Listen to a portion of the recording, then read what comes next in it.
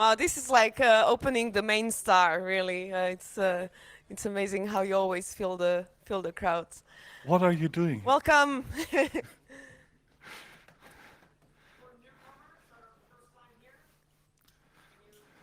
Of course, mister, it's coming. Um, who knows this little thing? Open dime. Raise your hands. All right, I'm not a paid shill for Rodolfo, but I like this little thing. It's a better asset for Bitcoins. It's the most private peer-to-peer, face-to-face way to hand over Bitcoins to someone else without making a trace on the Bitcoin blockchain.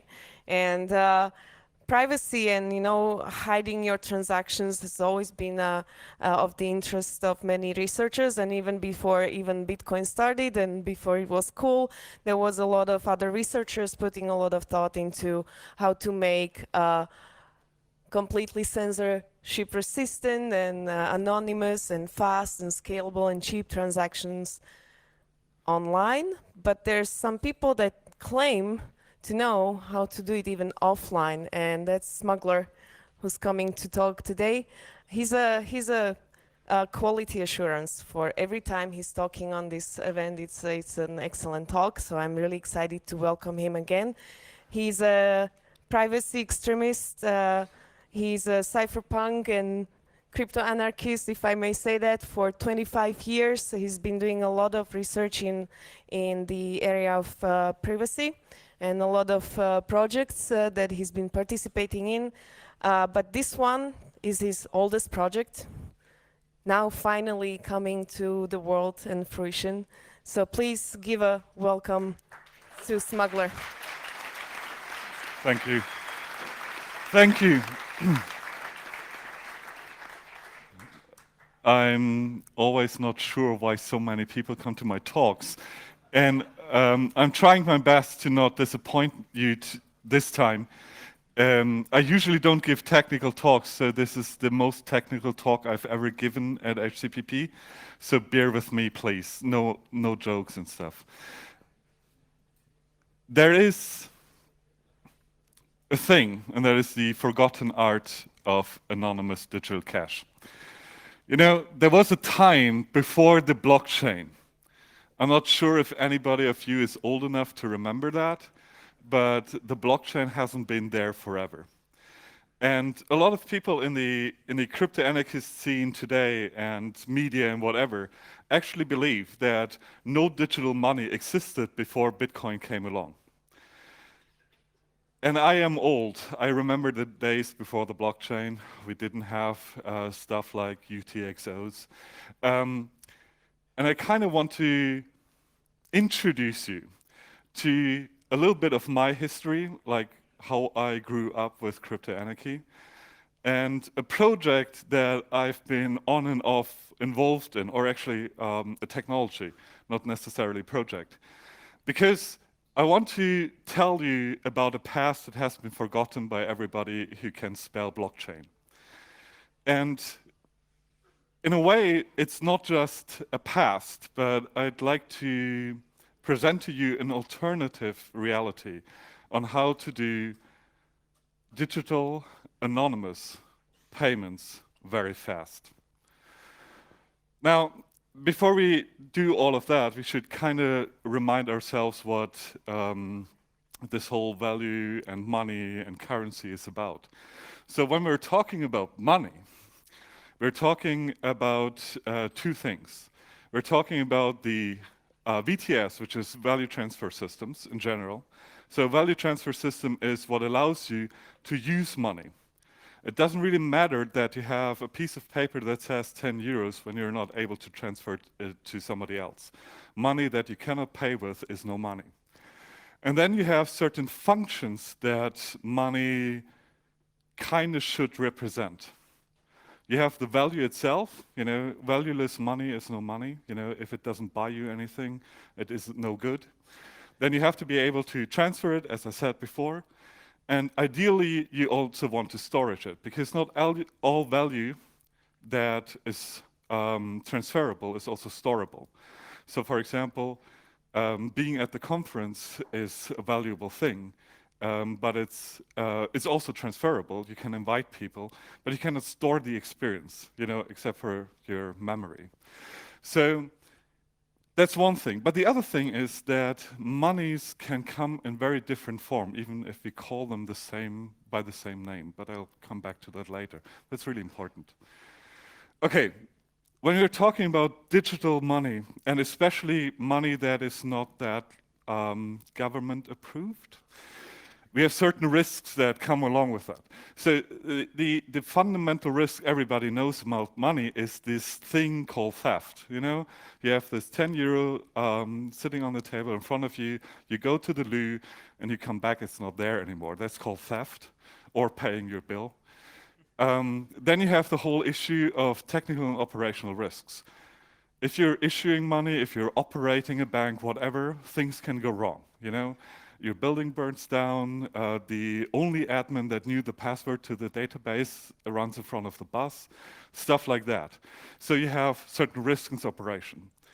Then you have something that I think we're often not aware of, and that is the whole thing of lock-in and monoculture. So imagine PayPal was the only way you can pay. Nobody is laughing. Imagine it. That's like the definition of horror. You might be able to pay, and in a certain low probability, you might actually receive the money paid to you. And then you have this issue that there are people that issue money that you cannot trust because they discover, hey, instead of robbing a bank, I'm gonna open one.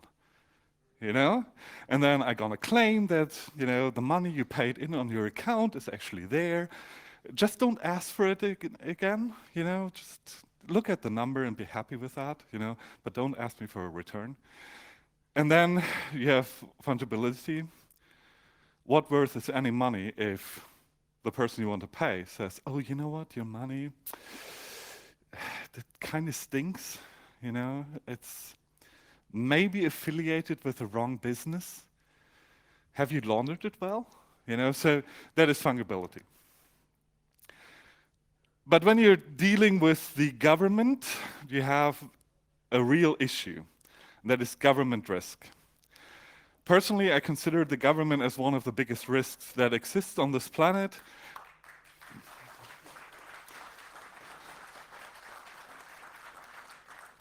That was a cheap one, I know, but thank you. Because governments have this tendency to go around and say, you know what, you shouldn't be issuing money, and by the way, give me all you have. That seems to be a modus operandi of those groups. And then you have this privacy issue. Privacy would be an issue without governments as well, but with governments, privacy is a real big issue. If the government can say, oh yeah, you paid for a natural occurring plant, and you go for jail for doing it, that is a privacy risk. You want to be able to make payments without going to jail for them most of the time. And then I put the market in there. So what the market is, that's all the people on the planet kind of making decisions about what to do individually. And then you have an accumulation of behavior. And what really is the outcome of that, nobody of us can tell.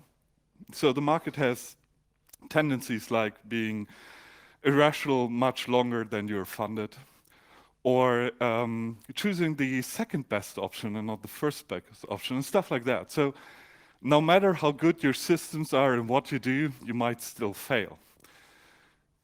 And that all these things, all these risks, are things you take into account when you design a system. But you also take into account function. Remember the second slide, you have to transfer, you have to store, you have to have value. Most blockchain currencies have turned in their history into making the decision that storing money is more important than transferring it.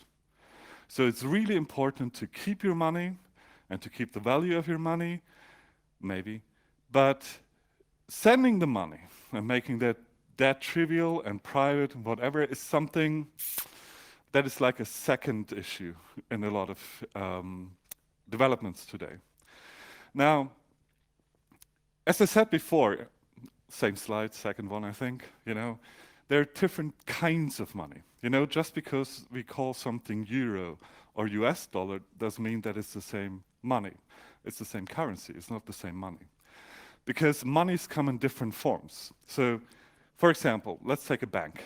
You can have different kinds of euros in the bank. The thing that most people think what they do when they give money to the bank is that they do a deposit. But depository money means that the bank takes your money, puts it into a safe, and writes your name on it. That is a depository. Most banks never do that for you because all of us are not rich enough for getting that service. What we do is we have gyro or debt money. Gyro money is you give the bank money, and the money just promises the bank just promises you to maybe give it back to you, but in the meantime, it has better uses for your money than you do. So that is gyro. And as you can see, these are different characteristics of money. And I think it is important to keep that in mind, because we're talking about cryptocurrencies. We usually don't make separation of function. We say we want to have one system that implements all the possible functions of money and all the types of money in one single system. And that makes design really complicated. But what you could instead do is have a movement between functions. So instead of saying, I have a system that is optimized for everything, you have multiple systems that interlink and say, I have this system that is good for storage, and this system is great for anonymous sub-second payments. Anybody of you having done a sub-second payment recently? On what? Okay, thank you. Confirmation, thank you. So, as I said before, most blockchain currencies today are focusing on the storage part and not on the transfer part. What I would like to do is go back in history to something called a DBC. Who of you has ever heard that term DBC? So we have exactly 10 people over 40 here. Thank you. So imagine that before we had blockchains, crypto-anarchists and cypherpunks were actually thinking about different kinds of digital money. And one fundamental solution they came up with was the DBC. What the fuck is that? It's a digital bearer certificate. Now, bearer certificates are something you know from bankers know from banking. It's where you have an authority that certifies certain properties, like value or currency or expiration date, or similar. Now, we can have those certificates in a way that are digital and that are cryptographic. It's basically like a check. If the non-US people don't know what a check is, that's a piece of paper that says, if you hand this slip of paper in, the bank gives you 100 euros from my bank account. So that is basically what that is. It's a digital form of check. So these DBCs are really simple. They have a few functions only. So the base function is you have to create those DBCs. That's issuing. Then you have to be able to spend them. That means they're not valid anymore. And then there's certain overlay functions. If you have a DBC for 10 euros, you might want to change it into 2 DBCs for 5 euros, stuff like that. So as you can see, there are only 2 core functions in operating in such a system. So the question is, how does such a system work in detail? You have a string of data, bits and bytes, and they represent nothing else but the properties of the certificate. They say, this is 10 euros owned by Smuggler, or 1 million euros owned by Smuggler. And you have an authority that signs that. The authority is whoever claims that they will give you back the money. And it's a digital signature. Sounds trivial enough. And it comes with problems, of course. Everything comes with problems. So what happens in the digital world? In the digital world, you never steal things, really. You only copy them, But if you have something that contains value and you copy it, it becomes theft. So what happens if I have a certificate that says that the issuer owes me 1 million euros, and I make a copy of that, and I go back to the issuer and say, hey, I have like these two things, each of them says, you give me 1 million euros. That is the issue of double spend. And I recently read an article about Bitcoin saying Bitcoin was the first time double spend was solved. No, it wasn't. I'll come back to that later. Then you have the issue of privacy. You have this string of bits with a signature behind it. It's issued, it's digital. Of course, it's trackable. I memorize what I gave you, attach your name to it, and have this record. Okay, whoever comes back to me with this certificate got this certificate from A. So I have a trace of what you're doing, whom you are paying. And then the third issue, and that is issuer fraud. Issuer fraud means the issuer claims or issues more money than it has any justification for.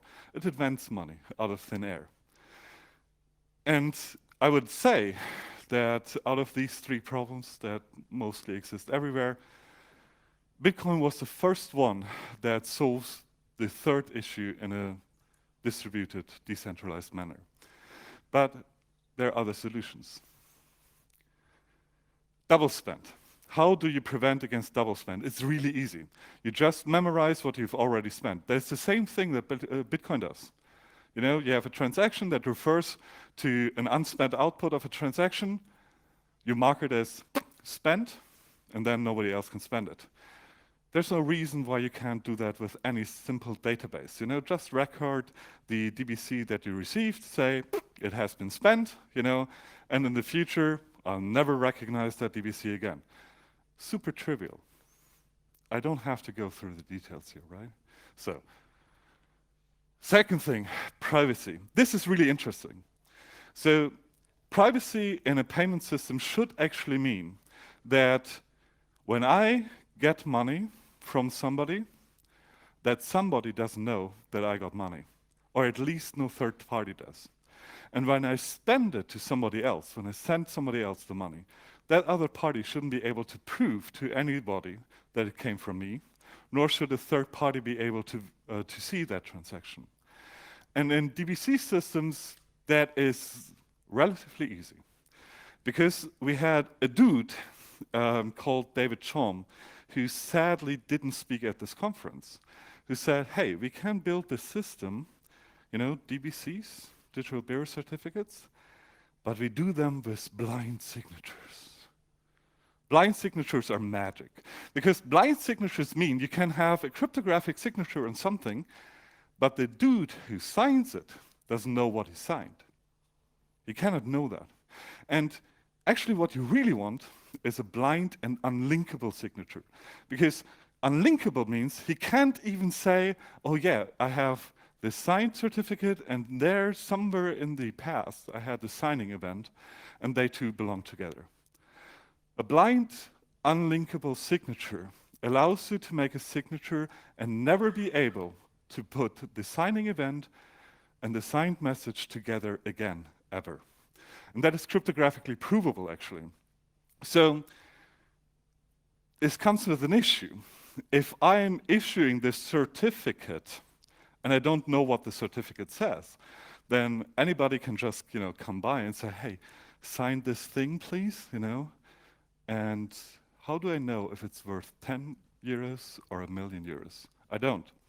Because I, as a signer, cannot actually know what I sign. Now, there have been multiple approaches to combat that kind of fraud, where the user basically tries to betray the bank. The most famous protocol for using that is actually by David Chaum.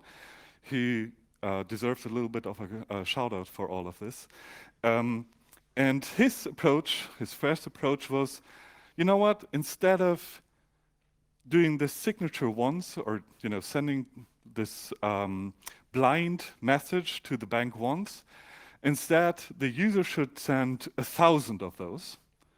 And then the bank says, hey, reveal the actual clear text of those messages in 999 cases. And if they are all true, then I will sign the last one. It's a probabilistic approach, and it requires that if you discover that a user is trying to defraud you, you have to punish him.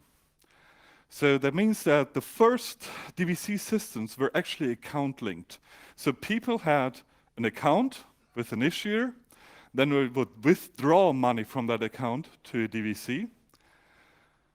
And while withdrawing, they will make this proof that whatever they were withdrawing was actually honest. And if it wasn't, the bank would punish them by subtracting money from their account. This is not a very efficient solution. And it's something where you cannot escape fraud completely. There have been other approaches. I'm not going to get into them because I'm going to get into the one that I like most because it's trivial. And that is simply distinguish properties like value and currency by signing key. Instead of signing random statements of this much is what I own, make a signature that says, I owe you 100 euros and I'm bank whatever. That doesn't require any probabilistic reveal. It doesn't require any proofs. It's really simple. It's one easy transaction. I talk to the issuer makes a signature, I get it back, I unblind it, I have money. So this is the solution that I like most. But then there's this little issue that all the DVC systems we had in the past were run by a single party. Because blind signatures have a few problems. One of them is we don't know about any scheme to have accumulative digital blind signatures that are unlinkable and efficient. We don't have the crypto for it yet. There are thoughts about that when it comes to very, exotic encryption, but people dealing with encryption don't like the term exotic encryption. That's usually the stuff that it gets broken by a teenager 10 years later. So, we always have this issue, or had this issue, that a bank could invent money. We don't want that. We don't want the bank to say, oh, you know what, I have this hidden stash of unlimited money because they're gonna just make a few more signatures and invent money. It's not in our interest. Now, I'm involved with a little group of people. In Berlin, we have this little thing, Container TAZ, where we're trying to build a place that is resistance against surveillance, where we can experiment with things. And we had an issue there, and that is we're installing toilets. I know it's a heavy technology there, and because it's so expensive and complicated, of course you cannot have free toilets. You have to pay for taking a dump. Because of, you have to manage the storage capacity of the tanks, you have to pay the people that that clean the toilets. So we're in front of this issue and saying, okay, how do we solve that? And the result of that was a completely over-engineered solution, as usual, and that is a distributed blind signature digital bearer certificate system that can do things like 2,000 transactions on a laptop in a second. Thank you. Okay, never mind. And I'll go a little bit into technicalities. So this is basically for all those people who are interested in a little bit more tech, and it's a demonstration of simplicity and triviality. So how do we record spend certificates, and how do transactions look like? So in our system, a transaction consists of a valid DBC, which we use to pay. It might consist of a return that you want to have, another DBC. It contains an owner proof. You know, you want to have money that only belongs to you, so you sign your money and say, okay, this is my money. And it contains all the signatures of the issuers and some parameters that are not that important. But all these things basically make one transaction. The transaction is relatively small, it's a few hundred bytes. And the thing we do is we record a hash of that transaction, link the unique parameters to it, that is line 2 and 3, and out of that you get a database that allows you to replay transactions whenever you see the same transaction. It's idempotent, meaning you create a transaction once, you send it to the system. If the system is down, it doesn't matter, you just repeat. And you can actually repeat it as often as you want, you always get the same result. If the money is spent, you get a haha, no money. And if you're actually doing it in exchange, you get the same signed certificate back. Which means that you don't have to keep much state on the client, you have no synchronization between the client and the servers, you don't have any synchronization between the servers, and you really don't care if the internet works at that moment or not. Signing. So signing is, as I said, an issue. Blind signatures distributed over many blind signatures over many issuers is a kind of unsolved issue. So we turned it around and said, you know what? Instead of having one signature that one issuer does, we have many issuers that simply do the same signature, their own signatures on the same data. So instead of having your properties and one signature, you have your properties and a lot of signatures.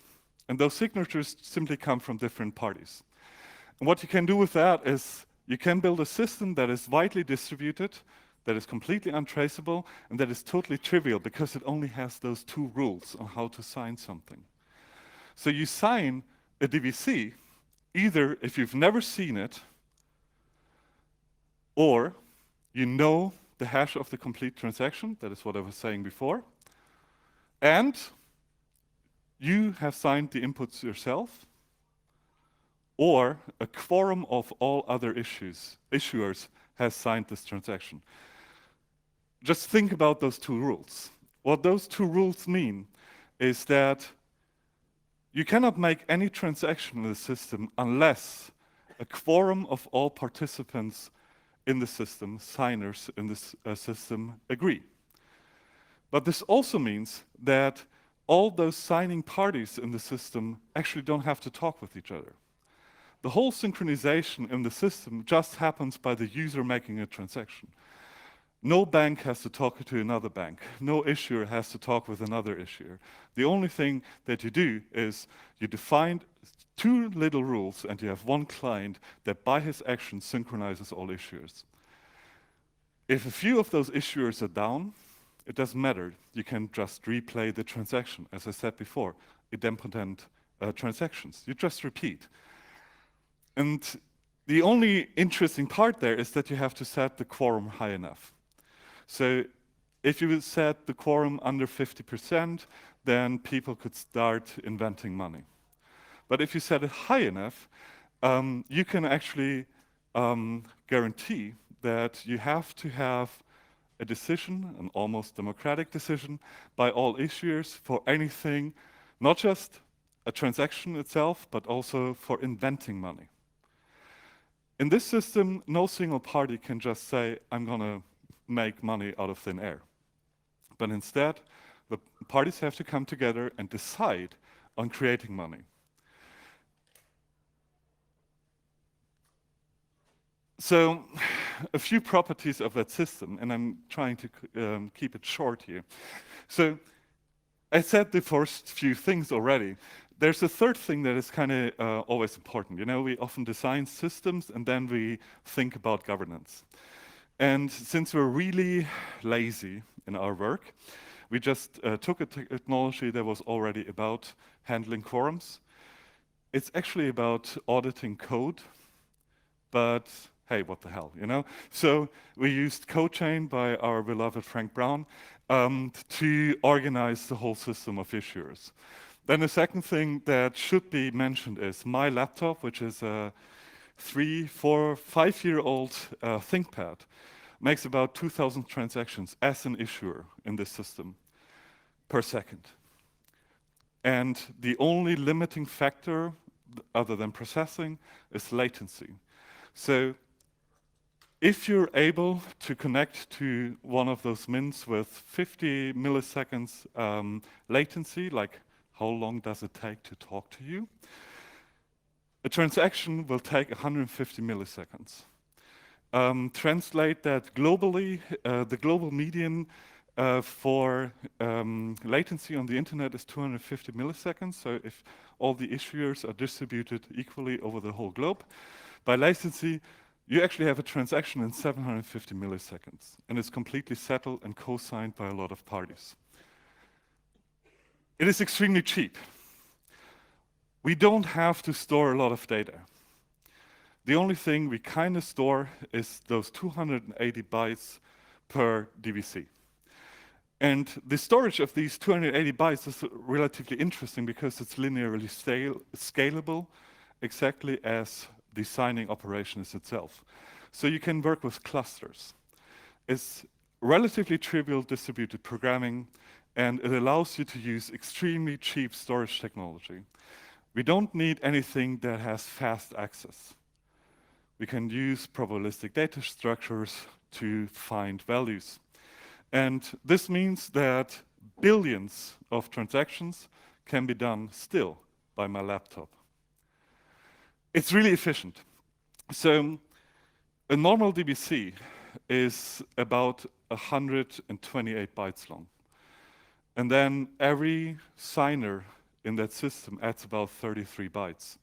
So that means that if you have 1,000 signers in such a system, you still are around 3.3 kilobytes for a transaction. Meaning that 2 packages can contain the whole transaction. You have 1,000 independent parties making sure that your system still works. Then it is completely anonymous.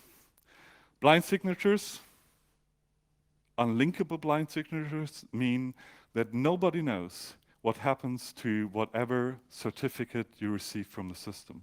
You can send it to another party, the party cannot link it to the signing event, the issuers cannot link it to the signing event. It is completely untraceable. And the interesting thing is that the anonymity set there is really big. In most systems we're using on blockchain right now, the anonymity set for most transactions is relatively limited. It's often extremely limited. So it might be only a selection of a few alternative users of the system, like Monero, where you have a handful of alternative users that could be responsible for your transaction. In a lot of cases, the anonymity set is not much bigger than the number of transactions in the block. In our case, the anonymity set of each transaction is as big as all transactions in the key lifetime of the signer, which can be months, and which can be billions of transactions, depending on use. Okay, nobody goes to the toilet that much, but you have an anonymity set that is extremely high. And the key lifetime is only defined by how long do I want to store data as an issuer. If I have a lot of storage, I might be able to do 1,000 transactions per day for every person on this planet and still do it for a whole year with my laptop. I can get 2 laptops, and then I have an anonymity set of 2 years. I can do it with 4 laptops and so on. You get the point, right? So, and then there's a nice little feature of those systems, and that is they're half offline capable. Half offline capable means it doesn't require both parties to be online to actually know that a transaction is valid and can be settled immediately.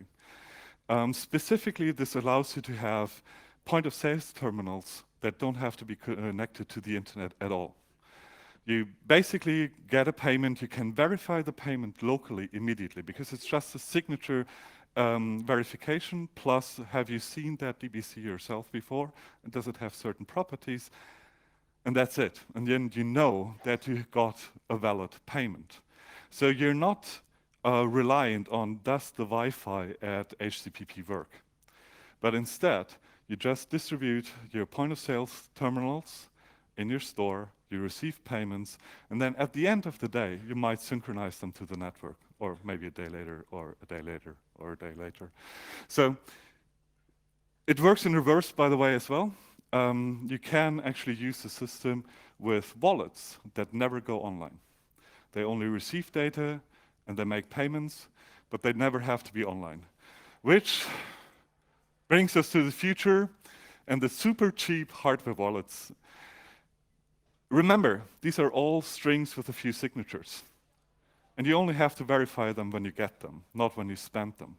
You actually don't have to do any calculations to make a payment with this system, only when you receive money, which allows you to basically have a USB storage stick as your hardware wallet.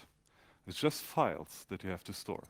And the only thing you have to make sure when you make a payment is that you select the right files to transfer to the point of sales terminal. Which means that you could have a hardware wallet for physical payment for something like $5 and it still be secure. Now what's coming is exactly that. We haven't worked too much on hardware wallets yet. Another thing that we're working on is the ability to have atomic swaps between this system and Bitcoin. So you can transfer money between Bitcoin and this system without the involvement of a third party and without complication.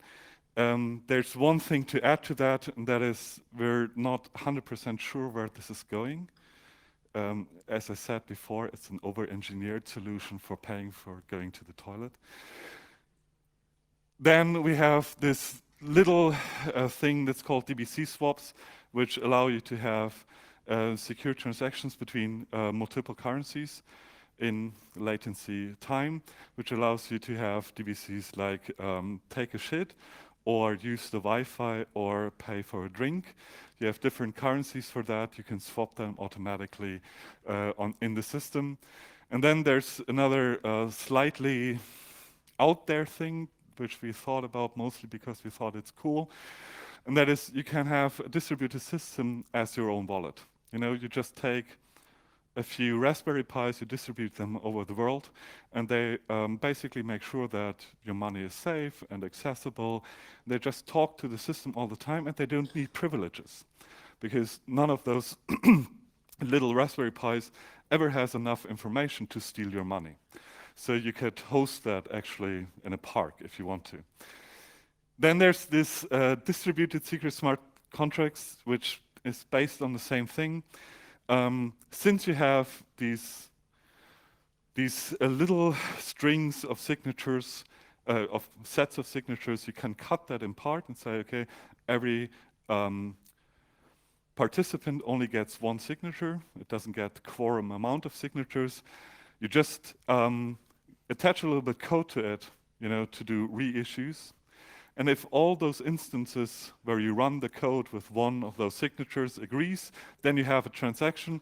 If not, then not. That is basically a very simple smart contract that doesn't have to run on the blockchain at all. And now I have 5 minutes, and I kind of just want to... 3. I have 5 minutes. So 3. I told you that I'm coming from an alternative reality, and I'm done with Script so far. I kind of want to take you one step into the future. And that is, in the olden days, one of the things the cypherpunks talked about was how do we actually build hardware that is trustable? You know, all these things we do with blockchains and whatever we're doing because we don't trust anybody, and we cannot trust anybody. But what if we could trust our computers? Imagine. So that is actually a question that is mainstream now. And it's not mainstream for blockchain currencies. It's mainstream for cloud computing. You want to make sure that the code you're running in the cloud is only accessible by you, not by the cloud provider, and so on and so on. And this has led to a lot of development in the last few years. Anonymous attestation, encrypted RAM, and verifiable software. Imagine you can trust your computer. So what is remote attestation? Remote attestation only means that through the internet, I can ask a different computer and say, are you a computer? And can I trust you? And this computer can answer and can say, yes, I am, and I can prove it. That's the short version of it. Now combine that with RAM that is encrypted. You cannot listen to the RAM anymore. You have this black box computer, and you go there physically, and you want to steal its secrets, and you can't because the RAM is encrypted. Damn it. So, the third thing is verifiable software. That's a thing I have no clue about. But in theory, it says that you can prove that a certain implementation of a software is the same as the specification for the software. That software is doing exactly and nothing else than what the specification says. No backdoors. What does that mean? That means that we could, in theory, go ahead and say, okay, each one of us has a little bit of a computer black box. We put it into our homes, and we run whatever software we want on it and prove that only this software works. We don't have to jump through many hoops to make it trustworthy, but instead we can say that the computer itself and the software is trustworthy. And we might get there, and that means that all the effort we do with blockchains and with Scrit might actually be a waste of time in 10 years. If our computers actually become trustworthy, then we might run any kind of software secretly, mobile, quickly on every computer. And the only thing you need Scrit for then is to pay for it. Thank you.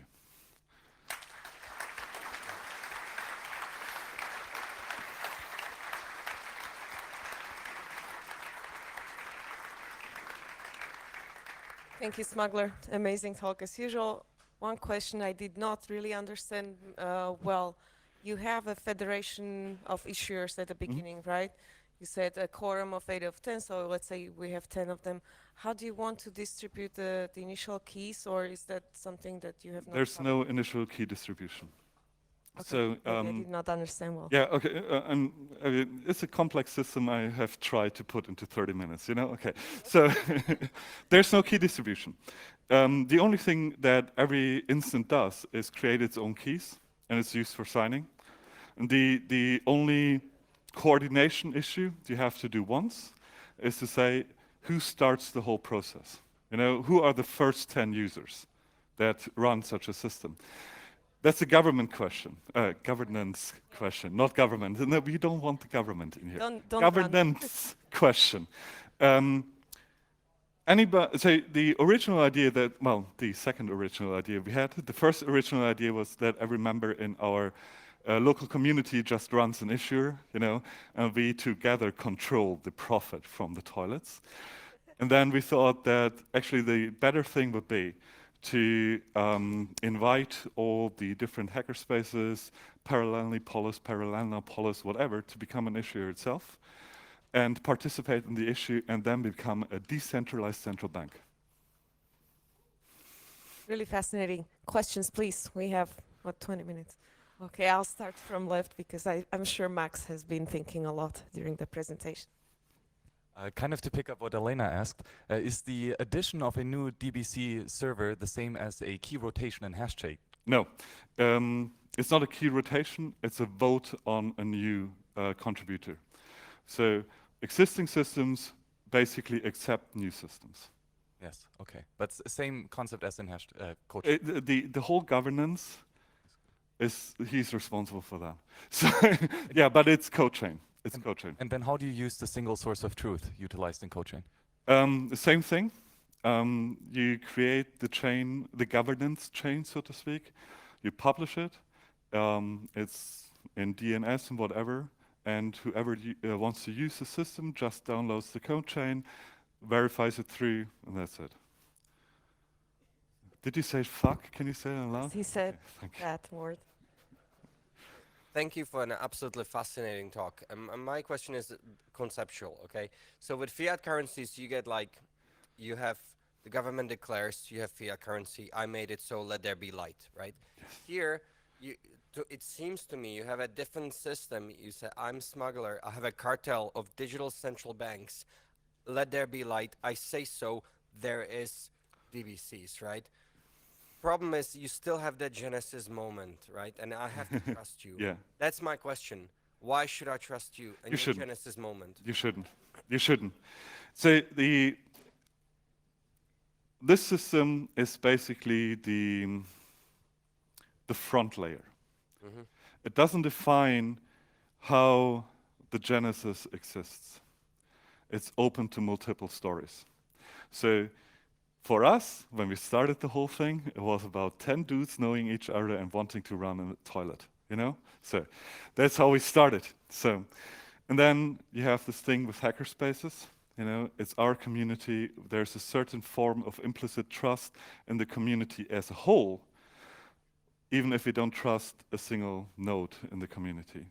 So the whole question of Genesis is undefined.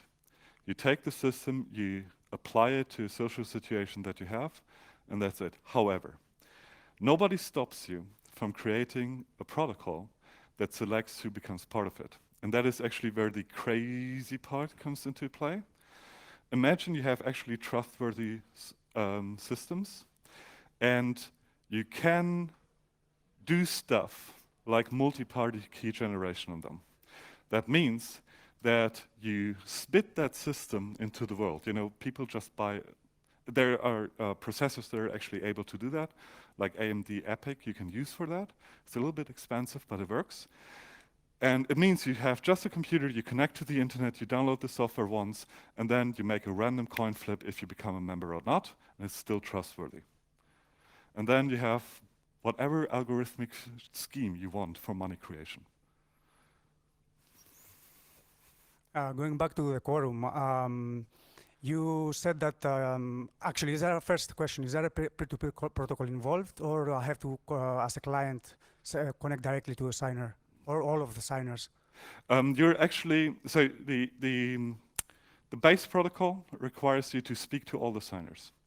And the list of signers is part of the definition of the software. There's optimization that you can do, and that is you can have a fan-out pattern, meaning you talk to one signer and the signer fans out the other parts of the transaction to others. That's why the transactions are constructed as they are, because you can have one transaction, then it can be split into parts by any untrusted party and just send it around. So you can actually minimize the amount of traffic that you have to generate as a client, and then rely on untrusted parties on the net to split it to the rest of the network. So yeah, there's still a peer-to-peer protocol involved. It's not necessarily peer-to-peer protocol, because it's a Just between the signers. No, the signers never talk to each other. Okay, okay. No. And With one exception. If they vote on creating money, they have to, you know, say, oh, let's create money. You know, that's the only moment they actually have to talk with each other. There's a moment that you can add if you really want to, and that is all these signers are actually auditable. You can actually show that the money in circulation in a system like that is actually as expected. And if you want to do that, they have to talk with each other as well. But within operation, they never talk with each other. Alice and Bob are pizza stores across the street from each other, but Yes. they're disconnected by internet. Carl has a DBC, goes to Bob, and tries to pay twice, and they both have the same Bloom filter. So Bob knows, okay, you paid twice, it's not a double payment. Carl and the DBC is copied into Bob, so that way Bob knows that it's been paid. Carl walks across the street to Alice, and Alice and Bob are disconnected, attempts to copy that DBC to Alice. Alice has a Bloom filter, but doesn't have any update from Alice. What happens? You have to encode the owner into the DBC itself. So when you make a transaction to somebody, one of the options you have, it's not necessary that you do it, but for your case, you know, where you have offline receivers, you basically get the identity of the receiver, encode it into the DBC, make the transaction. And then the receiver only has to say, okay, have I seen this DBC before? If not, and you have enough signatures that are valid, then the transaction can be relayed to the network at any future time. And you can, of course, make the owner assignment in a way that is untraceable, you know, it's trivial. The last, not question, but comment.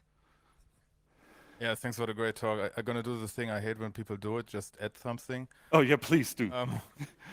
So we first, Hey, I blamed you for everything, so please. okay, first we thought we're gonna get shit rich with this, but then we decided that we have better things to do. So we're gonna release everything we have, Yep. all the code, everything we know about it, and we would like this to, you know, happen in a lot of places like this here, but we really would need some help with this, Yes. especially with hardware, because we really suck with hardware. Yes, As you we do. said, it's really easy to do with USB sticks, but we don't know hardware, and there's also some code to be written. So just wanted to add that. Yeah. It's really, we decided, I mean, this is really a community thing, and we don't want to lock this in, so we're just going to throw it out there, and I hope this alternative reality, you know, becomes an actual reality. So, thanks again. Thank you. Thank you. I have no better closing argument than Frank. Actually, thank you very much, Smuggler. It was a pleasure to have you Thank here you. again. Thank you.